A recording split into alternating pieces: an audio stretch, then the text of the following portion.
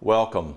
Many of us are aware of herbs when we go into the supermarket and we're looking for different herbs to use for seasoning. And those herbs can include basil, cayenne pepper, cilantro, clove, fennel, fenugreek, garlic, ginger, oregano, parsley, rosemary, sage, turmeric, and thyme. But what about if we're using herbs that we're going to use for health-wise or healing-wise? Well, it's kind of like using a tool bag. I have various tools in my tool bag. I've got a hammer if I need to pound some nails, or I have a screwdriver. I've got a Phillips head, and I've got a pencil, a pen. If I need to mark something off, I've got cutters or like a dike. I've got a knife blade, and definitely I need the measuring tape. Well, I can't use, if I need to know exactly how long something is, I can't use a screwdriver too well to measure that. Or if I need to pound something in, if I need to pound a nail, I'm not going to use my measuring tape. Well, when we look at herbs that are in our herbal tool bag, there's different herbs that we have, and there's different ways we can use them, and we're going to take a look at that in this series. So I'd like to take a look and see how we can use different herbs. The first one is we can make teas. Teas are really good. You can take your bulk herb and you can make a tea. You can make a tincture or a decoction, and then that person can use this tea. Some good peppermint tea. We can use this tea for medicinal benefits. So say if a person has a stomach ache, they can drink that peppermint tea and that can help settle the stomach down. What about extracts? Extracts will last longer than my tea will. This tea will last me about 24 hours. If I keep it in the refrigerator, about 3 days. Or these herbs here, if I'm just keeping the bulk herbs, they'll last me 6 months to a year. But what if I want to go longer? Well, what I can do is take these and turn them into an extract. And then we can take that extract and we can, it'll last up to 2 years easily, because I don't use the alcohol extract. I'll use the vegetable glycerin. Well, what about capsules? I don't have capsules this morning, but we can have capsules where we take those herbs, we grind it, and we put it in a capsule, and a person can swallow the capsules.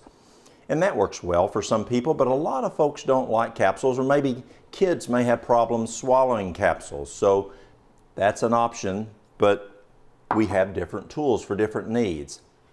Well, what about essential oils? Essential oils are extremely, extremely powerful. It's kind of like taking that hammer, and what we do is we take the herb, and what they'll do is they will distill it and make an essential oil. The essential oil is powerful. An example, I have this glass of peppermint tea. It takes 24 cups of peppermint tea to equal just 1 drop of this powerful essential oil. So one, it's very concentrated, very powerful. The other, it's going to last a long time. I don't have to worry about it going bad in a day when leaving it out, or 3 days from the refrigerator, or I don't have to worry about it going bad, say in a year's time, when it diminishes in potency, or maybe 1 to 2 years, this will last much longer. It's something I can put in my pocket. It's a smaller amount, just 1 drop, instead of having to drink a whole cup or a whole quart. And then there is poultices and fomentations. Fomentations is where it's kind of like a hydrotherapy fomentation of where you'll do hot and cold, but we take that hot water, and instead of it just being a hot water as a vasodilator, we'll add some herb into it, or maybe we'll even add some essential oil into it. And as it opens those pores, what it will do is not only cause that vasodilation to increase the blood flow, but it also allows that herbal medicine to go into the pores, and you can get that benefit. Let's say a person's having spasms.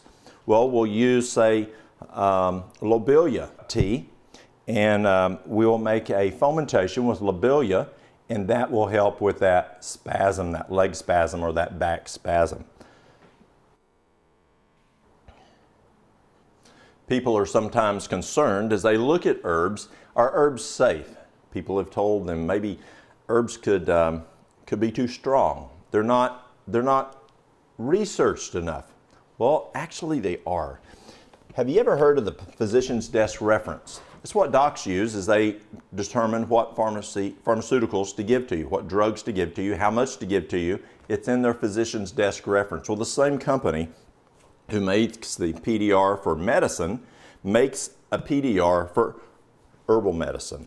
And as you look in this book, it will tell you the different herbs.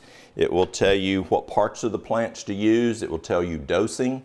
It will tell you side effects. It will tell you about contraindications with pharmaceuticals or medications. It's a great resource. And so I encourage you, as you look at using herbs, to go into using herbs wisely. A great resource, you can get it online, but a PDR for herbal medicine is a great tool to use to wisely look at it so it's safe. So you have confidence that you're taking care of your kids safely. Well, what about research about safety? 2015 annual report for the American Association of Poison Control Centers did a study on what people died from in the United States. It's in the clinical toxicology. Well, as I went through that whole year of what people died from, not one person died from taking just an herb. Not one person died from drinking a tea or using an extract. There was one death, and it was a 4-year-old boy who got an essential oil, and not where they were taking it for medicine, but where he just got a hold of it. Well, that could have happened from getting the Clorox under the kitchen sink. But he got that and he drank it. He aspirated and he died from it. That's the only time a person died from using herbs in 2015. We find that pretty similar in each year. So as we look at herbs, are herbs safe? I really find they are. But what you have to do is you have to use herbs responsibly. Are there challenges with herbs? Well, if you use too much of an herb, just like if you use too much of anything, moderation and the good stuff, total abstinence and the bad stuff. So this is the good stuff, using moderation. Yes, there may be, let's say there may be St. John's wort, where we're not going to use that if you're using another medication for dealing with anxiety. So you just have to read up on it. Are the herbs safe? Absolutely, if you use them in the right area. But let's see what the Bible says about using herbs. You know, I have a friend, he is a pastor in Washington. He's Cuban, and he escaped Cuba many years ago. And what he will do is if one of his church members comes to him and say, Pastor, they're doing this down the road at another church. Can we do it? It sounds really interesting. And he'll say, well, sounds interesting. Let's look. So he opens his Bible and he says, no, we can't do that. Or another person may come and say, Pastor, there's something another church is doing, or folks are wanting to do this. Can we do it? He says, well, let's take a look. He opens his Bible and he looks. He says, we can do that one. Well, what does the Bible say about herbs? Does it talk about herbs? Let's take a look. Genesis 1:29, and God said, Behold, I have given you every herb bearing seed, which is upon the face of the earth, and every tree, in which is the fruit of a tree yielding seed. To you it shall be for meat. And then Revelation 22:2, in the midst of the street of it, on either side of the river, there was a tree of life, which bare 12 manners of fruit, and yielded her fruit every month, and the leaves of the trees were for the healing of the nations. Ezekiel 47:12, and by the river upon the bank thereof, on this side and on that side, shall grow all trees for meat, whose leaf shall not fade, neither shall the fruit thereof be consumed. It shall bring forth new fruit according to his months, because their waters they issue out of the sanctuary. And the fruit thereof shall be for meat, and the leaf thereof for what? Medicine. John 19:39 and 40. And there came also Nicodemus, which at the first came to Jesus by night, and brought a mixture of myrrh and aloes, about 100 pounds weight. Can you imagine? 100 pounds of myrrh and aloe. Then took they the body of Jesus, and wound it in linen cloths with the spices, as the manner of the Jews is to bury. So they use the herbs for that burying process, preparing the body. Psalms 51:7. Purge me with hyssop, and I shall be clean. Wash me, and I shall be whiter than snow. Isaiah 38:21. For Isaiah had said, Let them take a lump of figs, and lay it for a plaster upon the boil, and he shall recover. Well, we think of herbs as dried plants, like I have stevia here, or I may have myrrh here, but are figs an herb? Absolutely. It's a fruit. We use that also like herbs. Then letter 82, 1899. When the Lord told Hezekiah that he would spare his life for 15 years, and as a sign that he would fulfill his promise, caused the sun to go back 10 degrees. Why did he not put his direct restoring power upon the king? He told him to apply a bunch of figs to his sore, and that natural remedy, blessed by God, healed him. The God of nature directs the human agent to use the natural remedies now. Let's read that last sentence again. The God of nature, the God of heaven, the God of nature directs the human agent to use natural remedies now. And many times when I'm at church, just this last week I was at church, and I had a whole list of people who were sick, from cancer to head injuries to stroke, and we were praying for those people. And I was thinking as I was reading that list, not one of those folks is doing natural remedies. They're using the pharmaceuticals. But what does God say?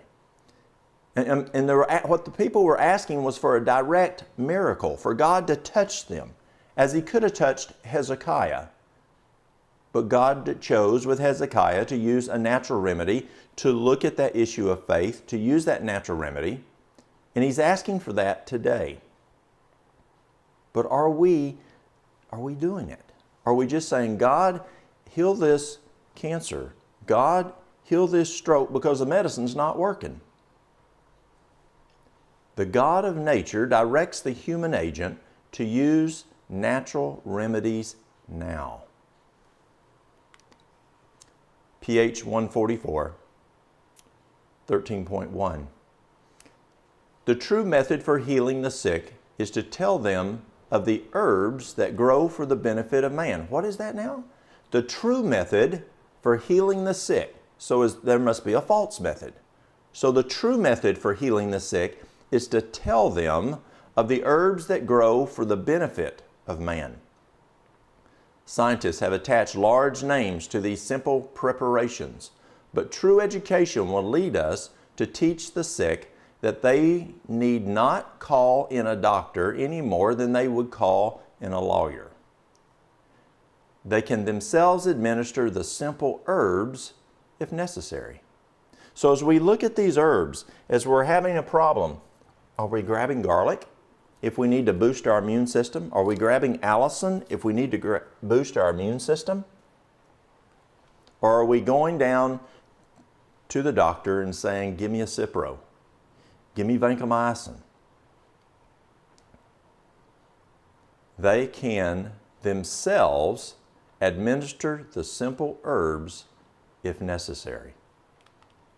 MS 31, 1911. The use of certain herbs that the Lord has made to grow for the good of man is in harmony, what? With the exercise of faith. Let's read that one more time. The use of certain herbs. Well, certain herbs, all these herbs here are safe. I'm not going to take poison sumac.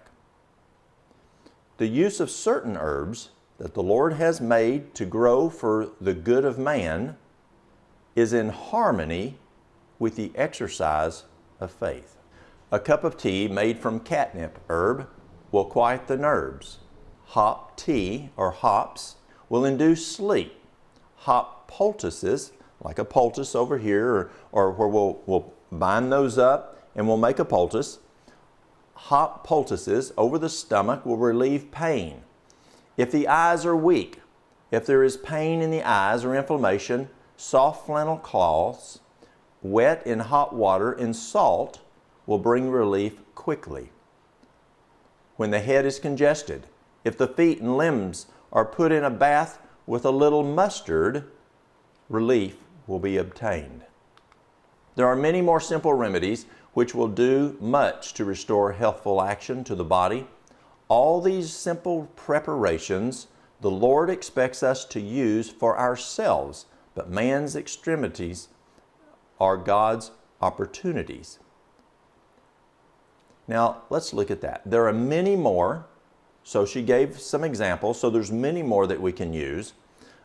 But all these simple preparations the Lord expects, not asks, not we can, but the Lord expects, just like I expect, as my children were growing up, I expected certain things. God expects us to use for ourselves these herbs. Letter 82, 1897. The Lord has given some simple herbs of the field that at times are beneficial. And if every family were educated, and that's very important, every family, and educated, in how to use these herbs in case of sickness, much suffering might be prevented. And no doctor need be called. These old-fashioned, simple herbs used intelligently. Now that's very important.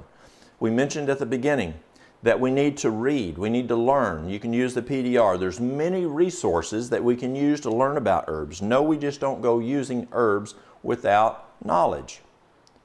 These old-fashioned, simple herbs used intelligently would have recovered many sick who have died under drug medications. That's serious stuff, y'all.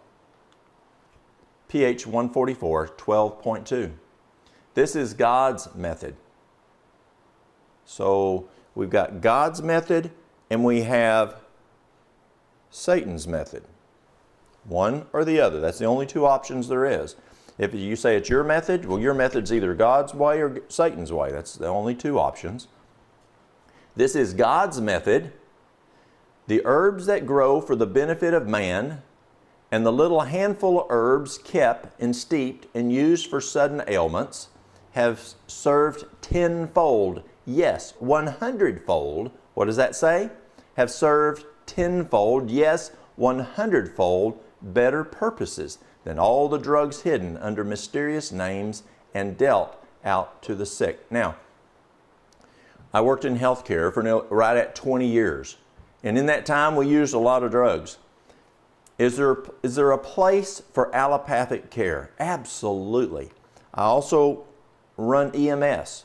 And if I work a wreck and on the interstate, and there's a person who's all broke up, you got a compound fracture, you got a bone sticking out the leg, the person is needing surgery, will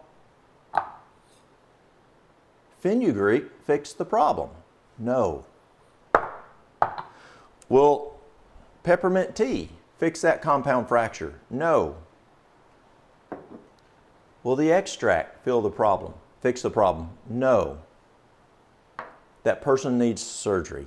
So yes, there's a place for emergency medicine, no question. The challenge is as we look at chronic diseases, as we look at the common cold, the flu, we can take another choice that I'm now finding over the last 17 years to be much more effective than my first 20 years. Let me read this one again. This is God's method, the herbs that grow for the benefit of man, and the little handful of herbs kept and steeped and used for sudden ailments have served tenfold, yes, 100-fold better purposes than all the drugs hidden under mysterious names and dealt out to the sick. Letter 90, 1908. There are many simple herbs which, if our nurses, now here we're talking about not just the lay people using herbs, but also the nurses, if our nurses would learn the value of, they could use in the place of drugs and find very effective. So let's look at our herb cabinet. What do we have? We've talked about kitchen medicine, about things in the kitchen. Well, what about an herb cabinet? Well, don't keep it near the stove because it gets a little warm there, but let's set it over here somewhere that we have our herbs made different ways that we can address those problems. I have a jump bag in my car, and in that jump bag, well, I'll go and work a wreck. I was working a wreck probably about a year ago, and it was a pretty bad wreck. And we probably had a good 8 to 10 people that were injured that we ended up taken out by ambulance. And one of my firefighters, I asked him to go get my jump bag out of my car, and so he gets it, and he's an EMT, and he opens it up, and he pulls out this top tray, and in this top tray was full of extracts, essential oils. And he looked at it like, what is this for? And I said, it's okay, just set that aside. We needed something more serious. We needed to cover up wounds. We needed the 4x4s. We needed the cling. We needed the tape. We needed the stethoscope. We needed the blood pressure kit. We needed a lot of tools that were in my bag. Well, God has given us tools that we can use for natural remedies, and yes, I have that in my jump bag at the top, the natural remedies on top. If I'm somewhere and someone is having some challenges, I can use the natural. But if it's an acute situation, a trauma situation, then I'm going to go use those other items, and that's fine. So let's take a look. And as we look through these different herbs, what are they used for? How do we use them? Are there any safety issues? Because we would need to look at it from an educated standpoint. And you don't want to have just academic knowledge. And that's one of my challenges is people have academic knowledge, but they don't know how to take it from here and put it to here. And that's where practical knowledge is so important. So how do you get practical knowledge? Use it on yourself. You use it on your children. And then you start using it on other people. You use it on your neighbor. You use it on someone else. And so as you're learning, as you're studying in the PDR, as you're studying the little herbal encyclopedia or whatever book you're using, and you're learning how to use these herbs, obviously you're not going to have those problems immediately with yourself. But as you come in contact with somebody, take that opportunity and say, can I help you? And it's a way that you can learn how it works, and you can then see the efficacy out of it. So let's take a look. The first one we're going to look at is my dad's favorite. My dad was a farmer. I grew up on a dairy farm as a boy, and my dad's favorite was alfalfa. It was also the cows and the horses and the goats. You set out a bale of alfalfa over here, and you set out a bale of fescue over here, I tell you, those guys, those animals will go over and eat that alfalfa. They'll smell it and they'll look and they know that alfalfa is a lot more healthy, and they'll go over there and eat that alfalfa. So let's look and see, what is alfalfa good for?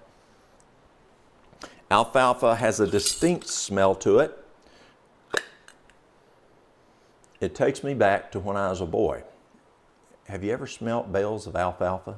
Oh, it smells so good. Now, when you're putting up alfalfa, it's pretty heavy when you're lifting those bales of hay, and you wish it was fescue, but alfalfa is very, very healthy for us. A lot of nutrition in alfalfa. Alfalfa, the roots go down low and get a lot of nutrition out of the ground. So let's look at alfalfa. What parts do we use? We use the whole flowering plant or the germinating seed. It's anti-emetic, antifungal, anti-hemorrhagic, anti-lipidemic, it's a diuretic, and it's enzymatic. So how do we use it? It's an antioxidant. You use it for asthma. If a person's having a problem with asthma, you can make an alfalfa tea. Bladder problems, hot flashes, it's very good if you have a lady and you're trying to increase breast milk. And breast milk is an issue out there that I do a lot of education on, because in my area, I get young girls that come in and they bring their children in and they're croupy, they got colic. And I ask the young ladies, I'll say, are you breastfeeding? Oh no. Why? Oh, that's gross. Well, as I look at my own state, we went from being the 4th healthiest state to the 4th unhealthiest state over a period of years. And one of those reasons that Nashville found was, out of the top 5, was the lack of breastfeeding. It's so important. And so I try to educate. My wife helps a lot of women who are not able to provide enough milk, or even we have some ladies that will come in and they've heard about Mary Lou and they want to adopt a child, but they want to breastfeed that child. And as Mary Lou works with them, they're able to breastfeed. It's so fun. It's so encouraging because the bones are going to be better, the immune system's going to be better, the digestive system's going to be better, the cardiac system's going to be better. All those are scientific research, but also the bonding between mom and child. Very, very important. It's missed out if that child does not breastfeed. So you'll see me in this series talking about increasing lactation, really important. Increasing urine flow, inflammation, kidney stones, or kidney function, just general health of the kidney, lowers blood pressure, lowers blood sugar. It will actually help to lower your cholesterol. Menopause, ladies having issues with menopause, alfalfa is a herb that you can use. You can use capsules, you can drink the tea, you can use an extract. So there's different tools that we can use based on what you're comfortable with. Metabolic health, night sweats, osteoarthritis. My mom had rheumatoid arthritis, and she found that if she would take alfalfa, her rheumatoid arthritis was significantly better. I mean, she was really bad. We had to move as a kid because of her rheumatoid arthritis. She was taking gold, that didn't work. She was taking all this medication from the physicians. You know what worked? The climate did help, but what made the biggest marked difference was the alfalfa. It's good for the prostate, protects the DNA. Again, rheumatoid arthritis, tooth decay. If you're concerned about tooth decay, you can drink the Swish alfalfa, drink that alfalfa tea. Upset stomach, uric acid retention, whooping cough, chronic weakness. You have people that just don't have a lot of energy. Well, why does the alfalfa work so well for chronic weakness? A lot of times chronic weakness is because of poor nutrition. Whether it's because the person is eating junk food, or the person is eating just general refined foods. A lot of just the soil has depleted in nutritional value. The seeds that we use today are hybrid versus the heirloom or open pollinated. Hybrid seeds do not uptake the nutrition that your heirloom seeds do. So we have a lot of malnutrition. Well, when you take that alfalfa and give that person the alfalfa extract, that alfalfa tea, you're going to increase the nutrition in that person, and it's going to help with that chronic weakness. Precautions may reactivate lupus symptoms. May, doesn't say it does, but it may, so be a little cautious if there's some lupus issues there. May cause uterine stimulation or contraction, so you want to be a little careful there. Just cautions there. Well, the next one is astragalus. And astragalus, you're going to find out, it is extremely, extremely important for us. Actually, we need to take astragalus every day. Now, some of the herbs we cannot take every day. Golden seal, echinacea, you don't want to take every day. Even oil of oregano, you don't want to take for long periods of time. But astragalus, you can take that every day, all the time. Just like you can take red clover. We're told by that same author we were looking at the beginning that we should drink red clover every day, and that will help to purify the blood. It helps to prevent us from getting cancer. It helps to kill cancer.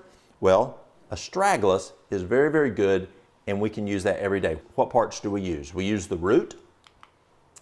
The effects is an adaptogen, antibacterial, antihypertensive, anti-inflammatory, antiviral, antioxidant, cardiotonic, that means it's good for the heart, diuretic, hepatoprotective, that means it's good for the what?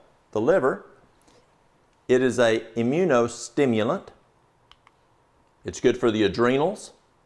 It's good for aging. It's good for the cardiovascular system. Are you seeing a bunch of things may help you? As we look at the heart, what is the number one killer? Now, I know we have people listening all over the world, literally all over the world. We have people in Australia.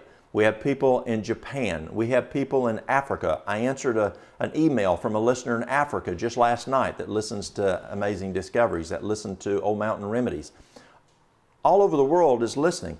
But I know in the United States, in first world countries, cardiovascular disease is the number one killer. Well, astragalus will help you. It's a chemotherapy. It helps with chemotherapy side effects. If that person is choosing to go ahead and use chemotherapy, they can use astragalus to help them with the side effects of using that chemotherapy. Chronic asthma, colds, diabetes. Now, there's something I need to make real clear here. For 20 years, we masked and we managed diseases by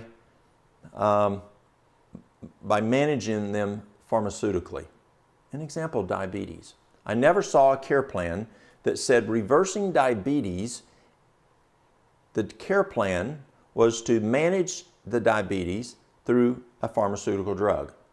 And 17 years ago, when I left regular health care, I went to a clinic that we had a 98% reversal rate of type 2 diabetes. From 0%, for nearly 20 years to 98%. What was the difference? We didn't manage it. We reversed it. Well, astragalus will help with diabetes, but you want to get to the root cause. And the root cause on diabetes is you got to change the diet. You've got to change that cell in the body. What happens is, with diabetes, that cell can have a lot of fat around it. It can be too large, and that affects the insulin receptor, that little door that allows the glucose, and you have insulin receptors around the cells, and that if that cell gets too large, that door just doesn't open right, and the insulin can't open it. Therefore, the glucose going from the blood to the cell, it's not able to effectively go in. So the brain identifies that the cell glucose is too low, the blood glucose is too high, and so it says, pancreas, produce me some more insulin. So now blood insulin level goes up, trying to manhandle that door that you got a lot of fat, the cell's too big, the door won't open right, and now we manage it through a pharmaceutical. Well, can we reverse it? We can. We're now seeing physicians identifying it, but I remember when I left regular health care 17 years ago, corporate office told me I was crazy, then they told me I was stupid, you couldn't do it. Well, you can. All you do is go to the root cause. Shrink that cell down. The door's going to open. The fat's going to go away because you changed your diet. Because you changed your diet, because you're exercising, because you're drinking your water, because you're going to bed at night, we cannot eliminate those 8 laws of health by just using astragalus, by just using alfalfa. You've got to have good nutrition. You've got to have adequate exercise. You've got to have adequate water. You've got to have adequate sunshine. You've got to have temperance, and that's making the right decisions. It's not moderation in all things, because moderation in cocaine was not an option in my house. It's the moderation in the good stuff, total abstinence in the bad stuff. You've got to have fresh air, diaphragmatic breathing, going to bed on time. We're now seeing in research that going to bed by 9 o'clock makes a huge difference than even going to bed at 9:30 or 10 o'clock. The way the brain works, the glymphatic system in the brain, between 9 and midnight is where you get your optimal cleaning in the brain. It's kind of like the lymphatic system, but it's in the brain. Do some research on that. It's the glymphatic system. And the last is trusting God. It's not the least, but the most important. As I've worked with people, I tell you, I tell them they have to have the most expensive thing I have, but it's the cheapest thing I have, and they look with question. The most expensive thing, but the cheapest thing, and that is prayer, and that's trusting God. It's the most expensive because Christ died for you. It's the cheapest because He gave it to us. And so that is the power. You can't take astragalus and just stick it in your body and make it work. As we read earlier, God blessed it. He took that fig, He blessed it, and then Hezekiah got better. Well, the same thing's true here. We've got to have that prayer, that trust in God. The new start, nutrition, exercise, water, sunshine, temperance, fresh air, rest, and trust in God. Those are given. So as we look at diabetes here, we don't, on the lifestyle side, on the natural side, we don't want to do what we do in regular health care and just manage it, mask and manage it with something a little healthier. We want to also get to root cause, but this is also will help along with it, and that's what we're looking at today. So diabetes, it can help, but you want to get to root cause, lower that, go to a BMI of 22, 23, eat a healthy diet, the diabetes type 2 will go away, and type 1 will get significantly better. A flu, free radical damage. Free radical damage is, we've got to work on that, very important. Herpes simplex 1, immune system, increases cardiac output. That's how well that heart puts out that blood. Increases sperm motility, inflammation, kills tumor cells, lowers blood pressure, lowers cortisol, lowers triglycerides. Now, we're hitting some major stuff here. Diabetes, triglycerides, cholesterol, cortisol, lowers cortisol, memory enhancing. Now, how many of us out there don't need some help with memory? Prevents plaque buildup, and that's so important as we look at that plaque buildup from a vascular standpoint. Regulates calcium homeostasis in the heart, relieves insulin resistance. That's why it helps with the diabetes. Stress, the #1 diagnosis in America is stress. It's good for ulcers. Increases urination. It's a vasodilator. It's also good for wound healing. Precautions, consider discontinuing prior to an elective surgery as it may increase the risk of bleeding. Again, that's just using horse sense. If it helps to thin the blood, but you don't want thick blood. That's what gives us heart attacks and strokes. So if it thins it down to more normal, and maybe even a little more here if you're taking a lot, I guess. But if you have an elective surgery, then just stop it prior to that. Caution should be taken when receiving immunosuppressive therapy, such as transplant patients, due to the immunostimulating properties. Bilberry. Bilberry is another really, really good one. It was interesting. in World War II over in England, the English fighter pilots were becoming, they would practice. And there was one location, one base, that those fighter pilots became aces, much faster than the other bases. And so they wanted to find out, what are they doing right there, as they looked at those outcome indicators. And they went and found out, because they were in England. You know, it's not a huge country like Australia or like China or Russia or the United States or Canada. It's a little smaller. And where this young fellow was, his mother would bring him food that had bilberries in it. And all the boys that were fighter pilots would eat this food with bilberries in it. And they found out that bilberries increases eyesight.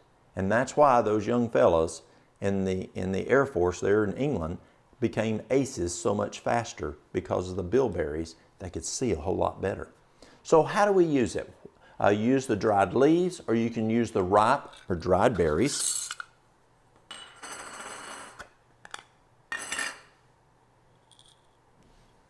You can see here the berries.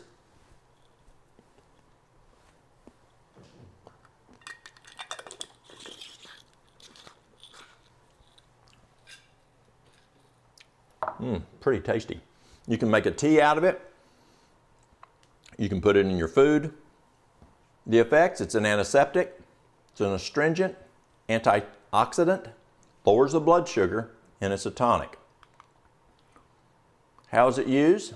Use it for atherosclerosis, bladder stones, bloating, a blood thinner, cataracts, diabetic retinopathy, again, eye issues here, diarrhea, dysentery, here's your eye problems, gastric ulcers, hemorrhoids, increases blood circulation, helps with kidney function, myopia, which myopia is another eye condition, not blindness, another eye condition. It's a platelet aggregation, Raynaud's disease. Now, Raynaud's disease, you see more in ladies.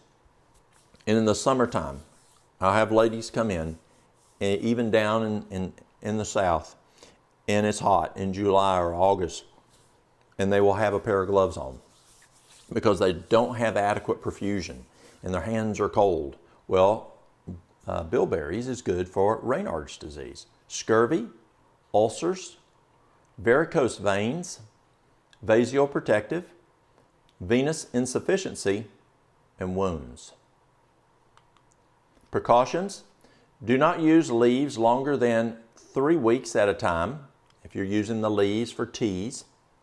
The leaves lower blood sugar level, so insulin-dependent diabetics should not take them in infusion without professional guidance. Well, what you're looking at here, anytime you do something to lower the blood sugar or the blood pressure, it could be just juicing, it could be eating just a whole food plant-based diet, you're going to see those numbers coming down. If you don't monitor those numbers, then you're going to go sub-low, because that medication that you're on will push you sub-low. So yes, if bilberries can help bring that down, then you're going to have to monitor that blood sugar, because you will go sub-low. So you got to, if you're sliding scale, or if you know how to adjust it, or call your doc and say, I've gone using a lifestyle, I'm eating healthier, I'm exercising, I'm getting my sleep, my blood sugar is now going in the 80s, tell me what I need to do. He'll be glad to help you out with that. Black cohosh. Now, black cohosh is not one that I use a lot, but it's a tool that we can use. You can use the fresh or dried root. We used to use black cohosh more, but we found something that works a little bit better. The effects: it's analgesic, antidepressant, anti-inflammatory, anti-rheumatic, antispasmodic, anti-venomous, it's a diaphoretic, it's a diuretic, expectorant, hormonal. And that's what most folks are familiar with using it for, is hormones. Even your physician will probably know about using black cohosh for hormones. It's a nervine, oxytocin. It's a sedative and a uterine stimulant. Uses: blood circulation, bronchitis, epilepsy, fertility, hot flashes, inflammation, kidneys, liver problems. It helps lower the blood pressure. Well, again, we don't want to mask and manage, so if you've got blood pressure issues, look at the cause. Number one cause of hypertension is stress. Number two, dehydration. Number three, we're starting to look at things like outside ideal body weight. Look at what's the kidney function like. The kidneys are the switches that run the blood pressure. What's the sodium intake like? Do you have clogged arteries, atherosclerosis? Do you have hardening of the arteries, arteriosclerosis? Or do you have just a heart issue that's causing the problem? There's a number of reasons that causes hypertension. So we don't want to just mask it with something like this, but it's something you can use to help you come down, along with lifestyle changes.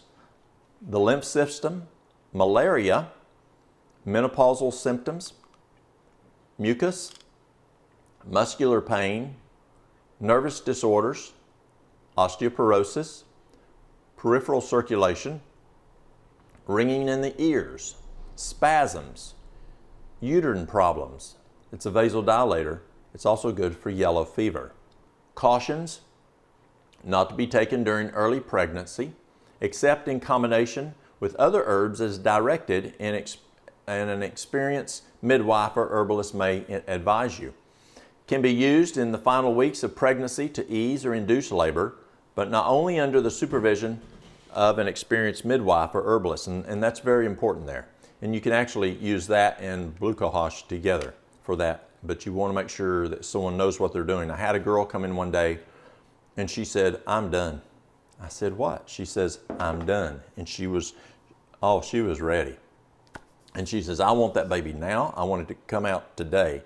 And she says, "I want some black cohosh." She says, "I'm going to make a quart of it." I said, "Ma'am, you don't want to do that." "Oh, yes, I do. I'm ready for this baby to come out."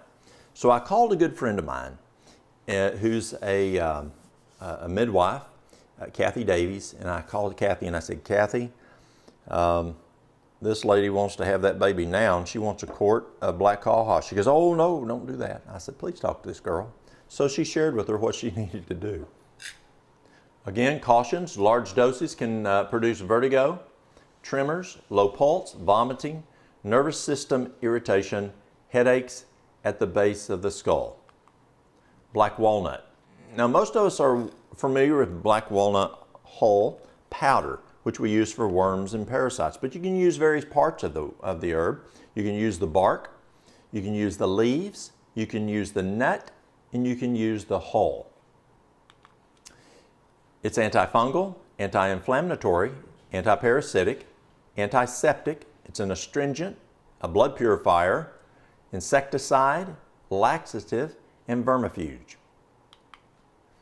What do you use it for? Abscesses, acne, athlete's foot. Very good for athlete's foot. You can put it on there to get rid of the athlete's foot. It's good for blood sugar, boils, cancer. And you'll see during this series, a number of these herbs have been found to be effective in fighting cancer. And you can get the PDR, and the PDR will talk about it being used for different types of cancer. You can go to the National Institute of Health, NIH, and look up, say, lavender, breast cancer. And you'll find out that lavender has properties in it that work just like the chemo does to wipe out breast cancer. Colitis, diphtheria, eczema, fungus, goiter, gum disease, hemorrhoids, herpes. This time it's going to stop lactation, so you want to be careful if the mother is nursing with using black walnut, unless we're needing to stop that lactation. Liver congestion, lupus, malaria, oxygen deficiency in the blood. Very important to have good oxygenation, so this helps with that oxygenation in the blood. Internal parasites, pinworms, ringworms, and that's what we're very familiar with using the black walnut. Syphilis, tapeworms, tuberculosis, valley fever, and again, worms. So you can see it's good for killing those parasites and those worms. Precautions, not recommended for long-term use, both internally and externally. Take black walnut early, at least 1 hour after medications you take by mouth. Now when I'll use black walnut, I'll use a combination of black walnut and wormwood in an extract form. So what I'll do is I'll take the black walnut and the wormwood, got an extract, and you want to crescendo. So what you'll do is you'll start with a half a dropper full twice a day. And then over a 2-week period, you'll crescendo to 2 dropper fulls twice a day. You can put it in a glass of water and drink it. Then you're going to stop for 1 week. Then after the week, you're going to do that 2-week period again, starting with just a half a dropper full, crescendo to 2 droppers over the next 2 weeks. And what that week stopping does is allows the babies to hatch out, and then you can kill the grandbabies. And so that's a great way. You're not using it long term, 2 weeks, then 2 weeks, you're done. Works really, really well. And I've used it for kids that are actually even under a year old. You adjust it though by weight for those little kids. You don't give them that half a dropper up to 2 dropper. You're going to adjust that down by weight. Bone set, you've got the leaves and the flower that are used. It's an analgesic, it's antibacterial, anti-inflammatory, antispasmodic, antipyretic, antiviral, astringent, diaphoretic, emetic, immune stimulant, and also bone set is a laxative.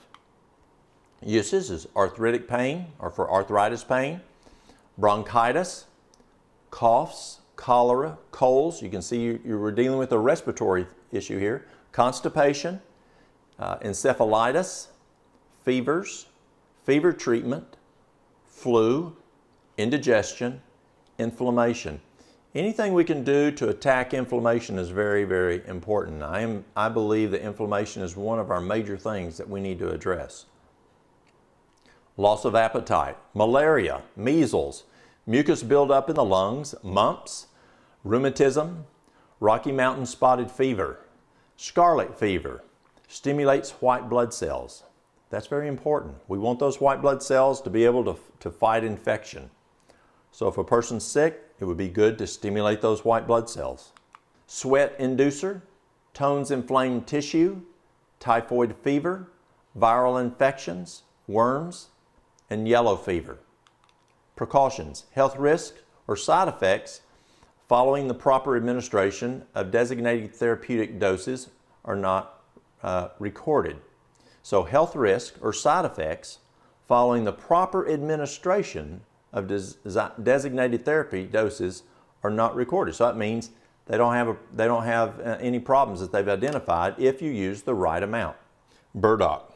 Burdock, you can use the root, the seeds, or the leaves. The effects are antibacterial, anti-inflammatory, anti-neoplastic, antioxidant. It's an antiretroviral, anti-tumor, so that means it's going to address tumors. Blood purifier. Burdock is well known as to get rid of toxins in the blood. I like using chaparral a lot, but if you don't have chaparral, which grows in the high desert of Arizona and California, we have burdock in our neck of the woods. And the old mountain folks would use burdock for boils and different things to purify that blood. It's a great blood purifier. It's a diaphoretic. It's a diuretic. It's a hepatoprotective. That means it's protecting the liver. It's a laxative. Abscesses. It's an antidote for certain acute poisonings. Arthritis. Blood acidity. Blood cleansing. Cancer. Cough. Detoxification. Glandular problems. Herpes. Hormone balancing. Iron deficiencies. And I work with a lot of folks that have iron deficiencies. You can use the burdock, you can use blackstrap molasses, Those things will help to increase that iron. Kidney function, liver purifier. And a lot of folks need their livers cleaned out because of just living in a polluted environment, taking pharmaceuticals. Cleaning that liver is very important. Lymphatic system, measles, prolapsed uterus, skin sores, sore throat, swelling, syphilis, tonsillitis, helps with urine flow. According to the PDR, no health hazards or side effects are known in conjunction with the proper administration of designated therapeutic doses. Butcher's broom, the root or the rhizome. The effects, it's anti-inflammatory, it's an astringent, it's a diuretic, it's a mild laxative, it prevents blood clots, it's a vasoconstrictive. It actually comes from a rhizome, which is similar to a root. The uses, it's good for aneurysms. Arteriosclerosis. Arteriosclerosis is hardening of the arteries. That artery loses its elasticity. It's good for bruises, capillary weakness, circulation to the brain. We need more circulation to the brain. Very, very important. It's a diuretic, used for headaches, hemorrhoids, inflammation, and jaundice. Leg cramps, lowering cholesterol, menstrual problems, peripheral circulation, helping that circulation out to the periphery, the fingers and the toes. Phlebitis, strengthens blood vessels. It's good for stroke prevention, thrombosis prevention, varicose veins. Again, the PDR says no health hazards or side effects are known in conjunction with the proper administration of designated therapeutic doses. Calendula. Some people say calendula. Calendula is a flower. You can use the leaves, the flowers, the petals. I mostly use just the flowers. It's in the same family as the marigold. It just doesn't stink like the marigolds does. And it doesn't have the exact same effects. I like the calendula better. It's an analgesic, anti-aging, antibacterial, anticoagulant, antifungal, anti-inflammatory, antimicrobial. It's an antiseptic, astringent, it detoxifies, it's detoxifying. It's a diaphoretic. It's a stimulant, a vermifuge, prevents hemorrhaging, and it heals wounds. Uses, it's good for bleeding gums. It's a blood purifier, good for bruises, burns, chicken pox, cholera, again, cancer. God has given us natural things. And as I've worked with folks over the years, we've used these herbs, and then God's the one that makes that decision. Working with cancer is difficult. It's not like working with diabetes or cholesterol. Those are easy. When you work with cancer, it just shows you that God's in control. God makes that difference. But here's the cool thing. This is so cool. As I work with people with cancer, I tell them I can guarantee them 100% healing with cancer. And they look at me and they'll say, how do you do that? Well, God has guaranteed us, if we get to know Christ, if we accept Him as our Savior, and if we obey, if we turn from our wrong, we'll have healing. Whether it's now or whether it's later, but we're promised eternity if we accept Christ. If we will turn away from our evil ways, if we will become a friend and get to know Christ, we have 100% guarantee that we'll have healing.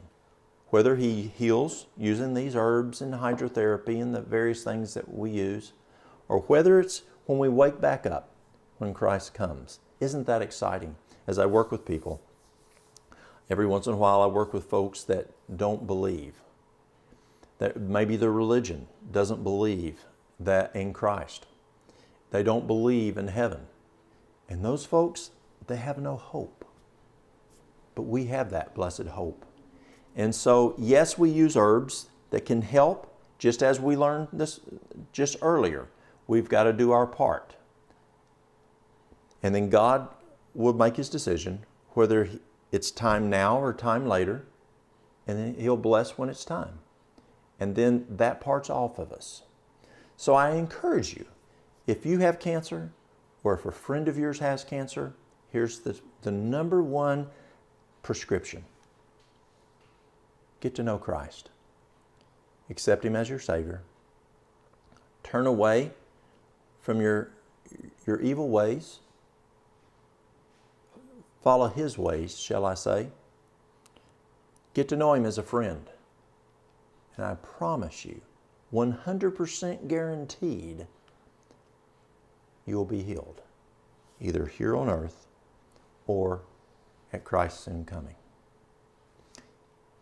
Calendula is also good for cramps, earaches, fevers, flu, frostbite. If you have a person that has frostbite, you can treat that frostbite with calendula oil or calendula tea. I'd probably use a tea on that. Gangrene, headaches, hemorrhoids, indigestion, inflamed eyes. It's great for if you have a person has an inflamed eye. You can make a little fomentation and put calendula on there. You can make a tea, you put it in here, and you make a little fomentation with it, and you can place that fomentation over the eye and hold it, and put something on there, and that fomentation is really good to help with an inflamed eye.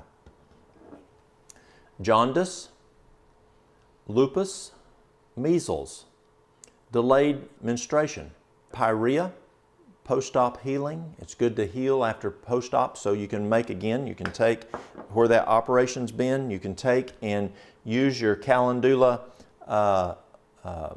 tea as a wash or as a fomentation, or you can make even a little cream and put over that area, calendula cream, and put over that area. It's good for rashes, scorpion bites, skin injuries, skin irritation, sprains. So if you have a sprain, you can take that, you're doing that cold water for the first 48 hours. You're going to, after 48 hours, you're going to do your hot and your cold. So you can do a cold fomentation with the calendula. Instead of hot, you can do a cold fomentation. And put that fomentation around it, put an ice pack around it, and that will be a cold fomentation, and that calendula will get in and help that sprain. Stomach aches, it stops bleeding. It's good for sunburn, syphilis, thrush, varicose veins. Precautions, avoid if allergic to plants in the ragweed, chamomile, and echinacea family. Because of its promotion of menstruation, pregnant women, breastfeeding women, and women seeking to get pregnant should avoid calendula teas. Calendula can possibly interact negatively with sedatives due to its muscle relaxing abilities, as well as diabetes and blood pressure medication. California poppy. California poppy is used for a number of things, but what we like using it for is for pain. It's not as good as wild lettuce that I find, but some people they find works better than wild lettuce. But for the majority, wild lettuce is stronger, but California poppy we still use as a painkiller. Parts used is above the ground parts. It's an analgesic, antioxidant, anxiolytic, sedative, and a spasmolytic. Uses for aches. So if a person's got an achy back, well, you're using it for the pain for those aches. Bedwetting for children, bladder disease, it helps to calm. It's good for depression, insomnia, liver disease, long-term mental and physical tiredness. Melancholia, it's similar to melancholy. Mood swings, nerve pain, nervous agitation, neuropathy. We work a lot with neuropathy because we do a lot with diabetes. And so as you're doing that hot and cold, well actually warm and cool with neuropathy, you don't want to do hot and cold, about 100 to 103 at the most. I usually do somewhere around 100 on the warm, cool around 70 because you don't want to be too broad on either side. One, they won't feel if it's going to burn them. The other is they don't have enough vascular flow to help protect the temperatures on higher and lower. Well, you can use the California poppy as a tea in that warm water that you're doing that warm. 3 minutes warm, 1 minute cool. 3 minutes warm, 1 minute cool. So as that, you put that diabetic foot that has neuropathy, or the feet, you put it in that warm water. It's going to cause vasodilation. Opens those pores. And what will happen is that California poppy will go in and help with that neuropathy. Organic neurosis, pain, relaxation, sedation, stress, vasomotor dysfunctions, and weather sensitivity. There's people who are really sensitive to changes in weather, and they found that using California poppy it works quite well for those folks. And as I was researching more and more on California poppy, many resources will show it's good for that weather sensitivity. Precautions, health risk and side effects following the proper administration of designated therapeutic doses are not recorded. So it's pretty safe.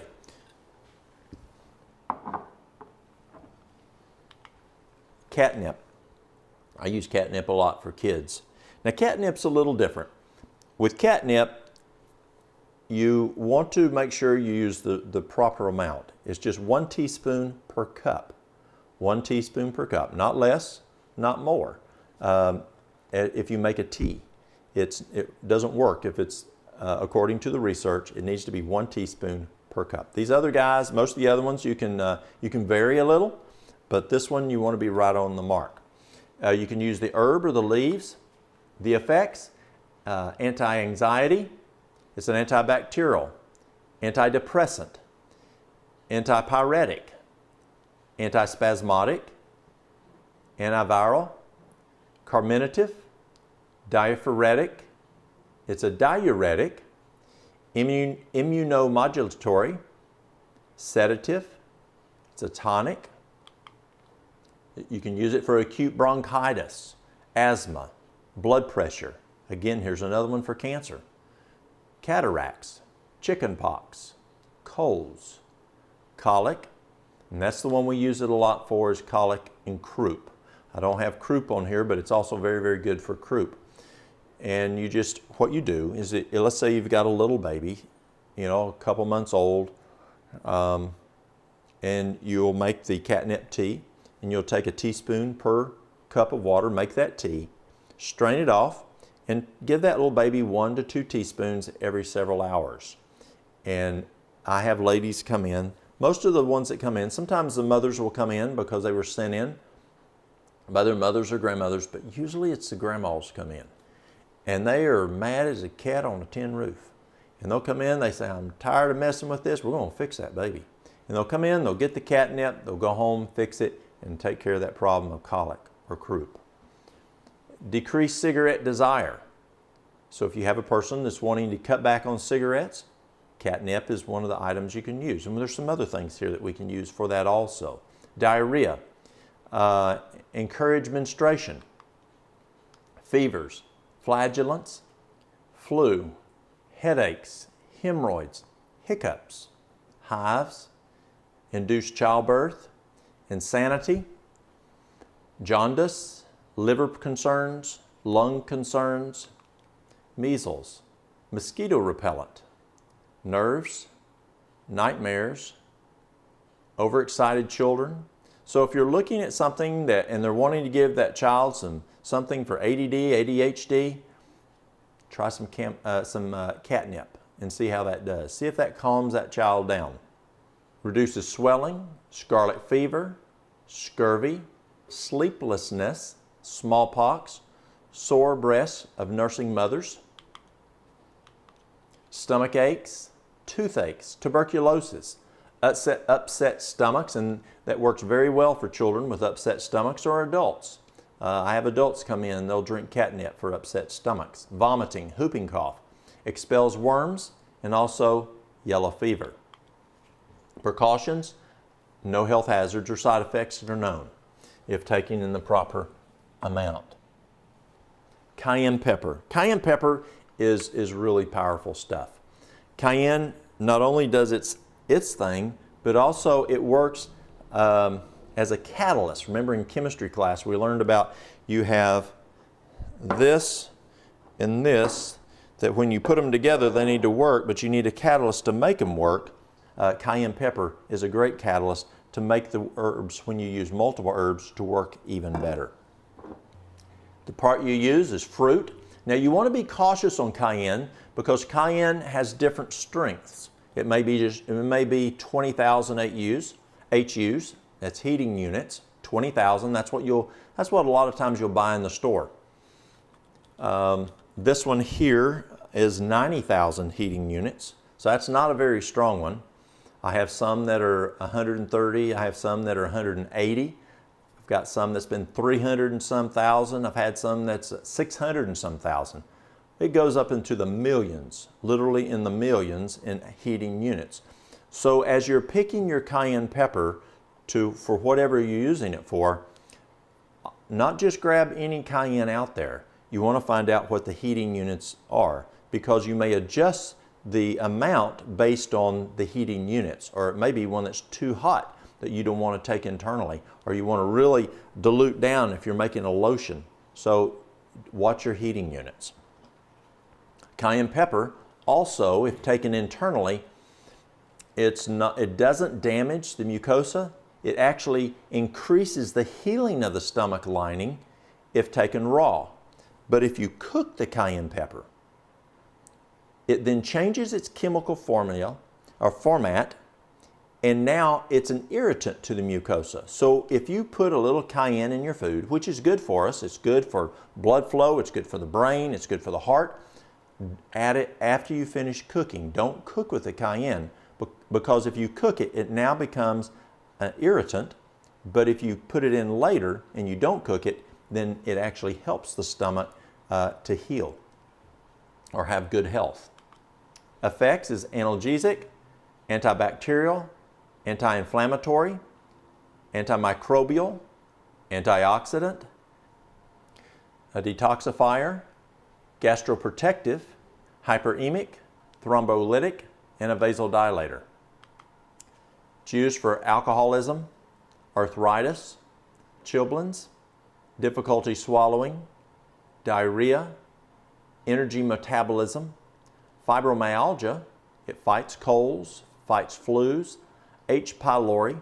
H. pylori is interesting. In 1966, the #1 surgery at Cleveland Clinic was H. pylori, but they didn't know it. And what they were doing is they were cutting these stomachs out and throwing it away because they couldn't get rid of this problem that was causing ulcers. Well, they had 2 Australian physicians that were there, and they said, as they looked at it as it went through the pathology lab, they looked at it and they said, we think we have a bacteria here. And the American doc said, no way can bacteria live in hydrochloric acid. Well, the Australian docs kept working, and actually they got a Peace Prize out of it because they identified H. pylori, or Heliobacter pylori. And it actually looks like a little corkscrew, and it screws into the side of the stomach, and it's a bacterial infection, and cayenne is good for that. It's good for headaches, improves circulation, increases gastric mucosal blood flow. Now that's where we were talking about a few moments ago. If you use it raw, where it's not cooked, it increases the gastric mucosal blood flow. So it's going to increase the blood flow in the mucosa area of the gastric system. Inhibits the growth of cancer cells. Inhibits the growth of cancer cells. Did you hear that? Joint pain, lowers high cholesterol, malaria, migraines, nerve pain, osteoarthritis, just general pain, prevents blood clots, and that's really important. As we use cayenne, one of the biggest things we use it for is, it's kind of weird because it prevents blood clots, but yet it stops bleeding externally. So if I have a cut on my arm or my hand. Let's say y'all that are maybe in the islands and you use a machete for your work, and you accidentally miss something and you hit your leg or hit your hand and it starts bleeding really well, just pour on some cayenne pepper and it will stop that bleeding right up. But inside the body, it's a little different. It actually prevents that blood clot for that stroke. If a person's having a heart attack, it works like a vasodilator, or it is a vasodilator, kind of like nitroglycerin, and it helps that blood flow to get going, so it stops that angina. It stops that problem with that slowing down of that blood flow. So it's interesting how that works different ways on the body. Prevents lung cancer in smokers. Protects gastric mucosal injury caused by aspirin. Psoriasis, seasickness, stimulates circulation, stops external hemorrhaging. And let's go back to stimulates circulation. That's why it's so good for cardiac. So if a person has cardiac issues, I'll have them come in and they will get cayenne pepper in an extract, and they'll take it and it helps with the circulation. Or they'll eat food with cayenne pepper in it. So it's great for stimulating circulation. Perfect health is perfect circulation. The quality of the blood, what's in the blood, and the flow of the blood determines how healthy we are. Again, it stops external hemorrhaging. It's good for toothaches. Also helps with weight loss. Precautions: stop using cayenne pepper as a natural medicine at least 2 weeks before scheduled surgery. Medication that slows blood clotting, such as anticoagulant and antiplatelet drugs, interact with cayenne pepper and should be avoided if one is using cayenne pepper as a natural health remedy. So you want to work with your health provider if you're working in that area.